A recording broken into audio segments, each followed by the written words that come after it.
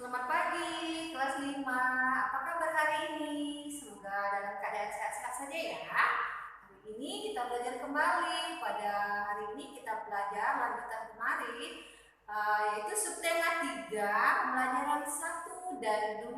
Pelajaran hari ini adalah pelajaran Bahasa Indonesia, IPA, dan juga SBDP ya. Untuk pertama kita akan belajar pelajaran Bahasa Indonesia. Anak-anak boleh melihat bukunya pada halaman 77 dan juga pada halaman 82 untuk bahasa Indonesia.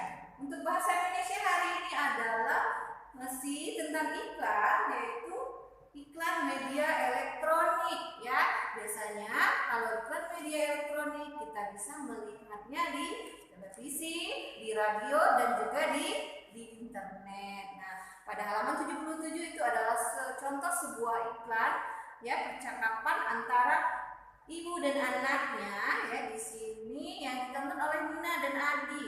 Nah, di iklan ini mengajak para pemirsa atau penontonnya untuk memperbanyak makan buah dan sayur. Kalian baca sendiri nanti di rumah. Selanjutnya pada halaman 82 untuk bahasa Indonesianya, yaitu bagaimana cara atau lafal dari intonasi yang tepat untuk sebuah percakapan dalam iklan media elektronik ya.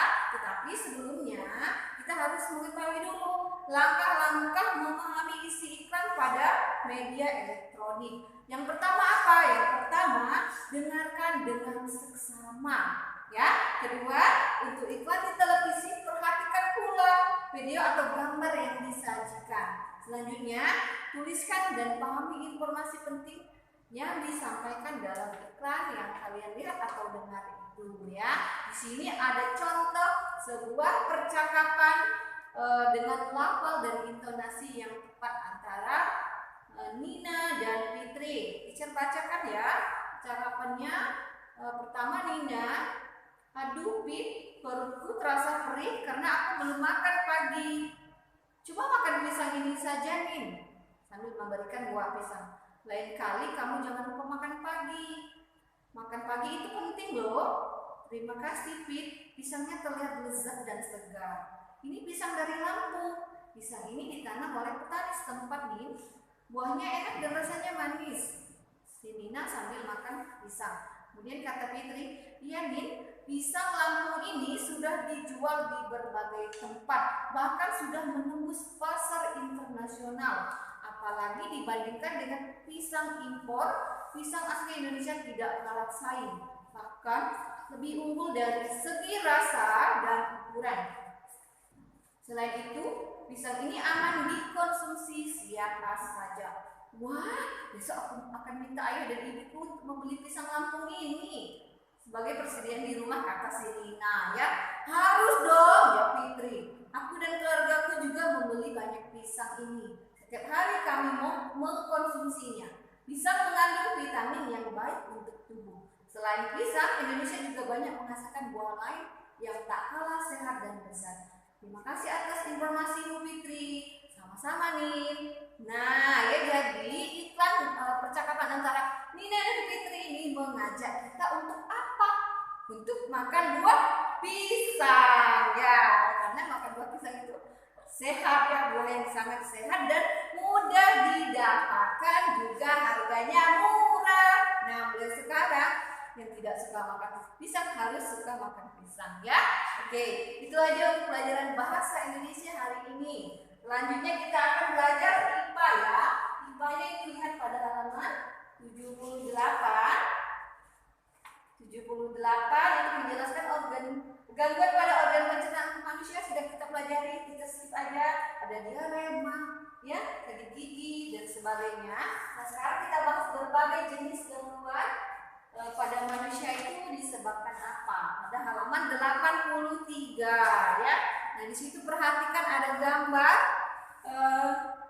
seorang anak namanya Rudi ya. Dia jajan di sembarang tempat. Kenapa di sembarang tempat? Karena di gambar itu terlihat sekali di situ ada tumpukan sampah yang banyak lalatnya ya. Bisa bacakan, sepulang dari sekolah Rudi merasa lapar.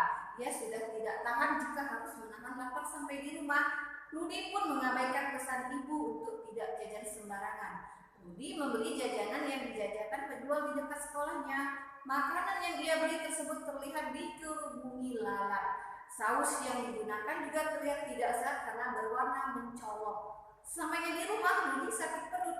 Ia pun meminta maaf kepada ibu karena tidak mendengar pesan ibu untuk tidak jajan sembarangan. Nah, berdasarkan cerita ini, menurut kalian gangguan pencernaan apa yang dialami Rudi? Oh, benar sekali ya. Dia sakit perut, berarti dia diare mungkin saja kena ya. Nah, apa saja penyebabnya? Penyebabnya tadi diare. Karena dia tadi jadinya sembarangan, dia terinfeksi bakteri ya. Kemudian makanannya, sausnya juga warnanya mencolok. Apa akibat dari gangguan pencernaan kalau diare? Apa akibatnya? Kita kehilangan banyak cairan ya, karena banyak kita mau buang air besar dalam bentuk cair ya. Bagaimana gejala dari diare tersebut? Masih ingat kan? Ya, benar sekali. Perut akan terasa sakit, kemudian buang air secara terus-menerus. Selanjutnya perhatikan gambar di bawahnya, itu ada dua gambar, yang A dan yang B. Yang mana menurut kalian yang sehat? Yang A, benar ya, karena di situ ada sayurannya, ada lauk pauknya, mengandung protein, karbohidrat ya, ada juga buahnya. Sedangkan yang B itu tidak sehat karena ada lalat. Jadi penyebab dari gangguan pencernaan itu yang berdasarkan di materi ini adalah kurangnya menjaga kebersihan. Itu untuk pelajaran IPA. Dan terakhir, selanjutnya adalah SPDP. Hari ini kita akan belajar tentang karya seni rupa Nusantara. Ya, Nusantara itu maksudnya negara kita ya. Di sini Nina dan Adi sedang menonton televisi. Ketika sedang melihat tayangan iklan, ada satu iklan yang menarik perhatian Nina dan Adi. Iklan apa itu? Iklan itu berisi informasi tentang pameran karya seni di Taman Ismail Marzuki ya. Nina langsung teringat pelajaran di sekolahnya tentang karya seni rupa di Indonesia. Karya seni rupa itu sendiri sangat beragam jenisnya yang ada di Indonesia ya. Kemudian bahan yang digunakan untuk membuat karya seni ini juga bermacam-macam. Ada terbuat dari kayu, ada kain, dan juga ada tanah liat.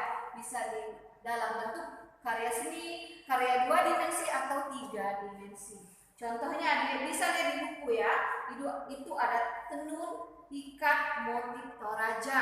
Kemudian ada batik, motif parang. Kemudian ada juga seni ukir Jepara dan juga ada topeng Bali ya. Seperti pernah teacher contohkan. Selain itu apa lagi? Contoh karya seni Nusantara ya.